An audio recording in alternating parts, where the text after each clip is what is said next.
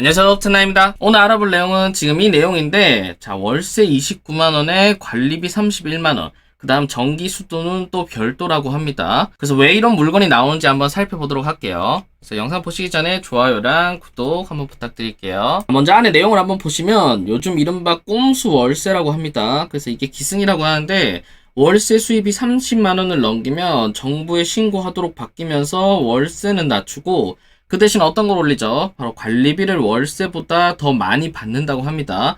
자, 이게 어떤 거냐면 바로 임대차 3법에 포함된 이 전월세 신고제죠. 그래서 작년 6월부터 시행되고 있는 이 전월세 신고제인데 이거에 대한 기준이 30만원 초과라서 이거에 대한 편법으로 월세를 올리는 대신에 이제 관리비를 더 올리고 있다고 그러는 거죠. 그래서 월세가 21만원이라고 해서 가보니까 관리비가 39만원인 곳도 있었답니다.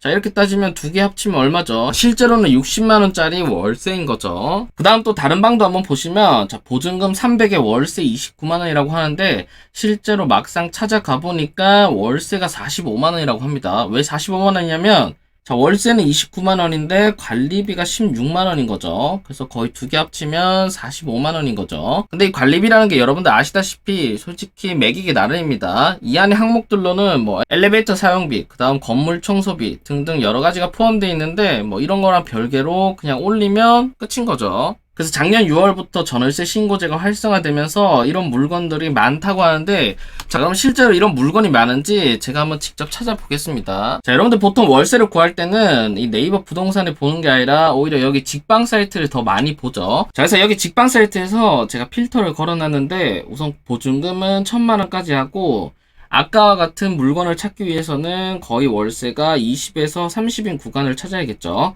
그래서 이렇게 솔팅을 해서 한번 찾아봤는데, 자, 서울 전역에 해서 우선 여기에 만족하는 물건이 그렇게 많지는 않습니다. 보신 바와 같이 이쪽 강남은 한 군데도 없는 거죠.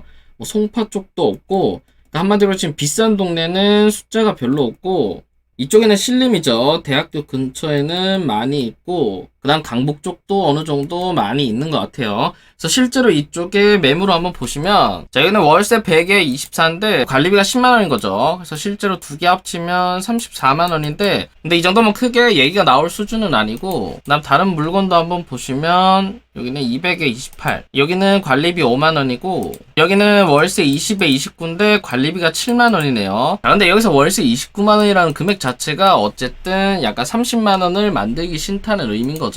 그 다음 여기도 월세 40에 29만원이고 관리비가 6만원, 둘이 합치면 35만원인데 이것도 크게 벗어난 것 같지는 않고, 그 다음 여기도 월세 100에 28, 그 다음 관리비가 10만원이네요. 여기 두 개 합치면 한 38만원 정도 되는데 이 정도도 크게 나쁘지는 않는데, 그래서 지금 여기 제가 실제로 여러 군데를 한번 눌러서 찾아봤는데 아까 뉴스 기사에 나온 것처럼 뭐 21만원에 39만원, 그 다음 29만원에 뭐 16만원, 여기 보이는 것처럼 너무 티나는 물건은 실제로 여기에는 안 올라와 있는 것 같아요. 자, 근데 여러분들 월세방 많이 구해보신 분들은 아시겠지만 지금 여기 있는 매물로 이렇게 찾아가도 실제로 여기 현장에 갔을 때는 말이 바뀌는 경우가 상당히 많죠. 뭐 실제로 이런 매물들이 없거나 아니면 지금 이 금액이 아니라 이제 관리비나 이런 게 더 추가가 돼서 비싼 금액들이 오히려 더 많은 거죠. 그래서 그렇기 때문에 지금 뉴스 기사에서 나온 이렇게 티나는 물건들은 실제로 여기에는 안 올라와 있는 것 같아요. 근데 이거는 실제 현장을 가봐야 되기 때문에 실제 현장에서는 어느 정도인지는 저도 가봐야 알 것 같네요. 자, 그러면 이 전월세 신고제의 기준은 뭐고, 그 다음 여러분들이 주의해야 될 점은 뭔지에 대해서 한번 짚어볼게요. 이 보도자료는 작년 5월 30일에 나온 보도자료인데 6월 1일부터 주택임대차 신고제가 본격적으로 시행이 됐고 1년 동안은 계도기간 동안 과태료를 부과하지 않겠다고 얘기를 했어요. 그리고 실제 임대차 신고를 해야 되는 기준은 어떤 거냐면, 자, 먼저 보증금 6천만원 초과입니다. 그 다음 월세 30만원을 초과하는 금액의 임대차 계약으로 정했다고 합니다. 즉 월세 30만원까지는 괜찮은 거죠. 초과기 때문에. 그래서 31만원부터 신고를 해야 되고 보증금 6천만원까지도 괜찮고 6,001만원부터는 신고를 해야 되는 겁니다. 그 다음 작년 6월 1일 이전에 계약한 거는 신고할 필요 없고 이 이후에 계약된 신규나 갱신 같은 경우는 금액 변동이 있어야 돼요. 이런 임대차 계약 같은 경우는 여러분들이 전부 다 신고를 해주셔야 되는데, 아까 전에 뉴스 기사에서도 말했듯이 이렇게 신고를 피하기 위해서 29만원, 30만원으로 하는 이유가 뭐냐면 바로 이 세금을 걷기 때문에 이거에 대한 편법으로 피해 가려고 한다는 거죠.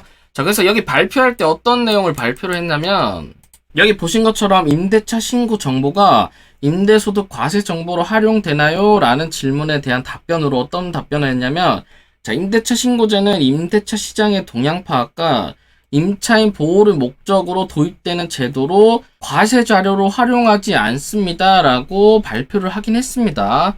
근데 솔직히 이거를 믿는 분은 많이 없는 거죠. 왜냐면 어차피 신고된 내역이 다 있기 때문에 나중에 국세청에서 비교를 해보면 바로 답이 나오기 때문에 뭐 이거는 자료로 활용할 수밖에 없는 거고. 그리고 여러분들이 이 내용도 알고 계셔야 되는데, 아까 전에 발표 자료 보시면 6월 1일부터 5월 31일까지 1년 동안은 과태료를 안 낸다고 했잖아요. 자, 근데 이게 과태료를 안 낸다는 의미가 아니라 과태료를 유예해준다는 의미였다고 합니다. 즉 6월 1일부터 5월 30일 사이에 계약된 내용은 무조건 전부 다 신고를 해야 되고, 이게 신고를 안 하면 우선 이 사이 기간 동안은 과태료를 유예해주는 거고, 이 뒤에 기간에서는 과태료를 낸다고 합니다. 그래서 실제 지금 작년 6월 1일부터 지금까지 신고 안 하셨던 분들은 꼭 먼저 신고해 주시기를 바랄게요. 과태료는 최고 100만원까지라고 합니다. 그래서 이 내용을 부동산 중개업도 잘 몰랐다고 하니까 여러분들 꼭 알고 계시면 되고, 그래서 아까 보시면 과태료를 1년 유예한다는 말이 적혀 있었는데, 자, 정부 해석은 5월 말까지 신고만 유예해 준 것이라며 미신고 시 그 다음 달부터는 과태료를 소급해서 부과하겠다고 합니다.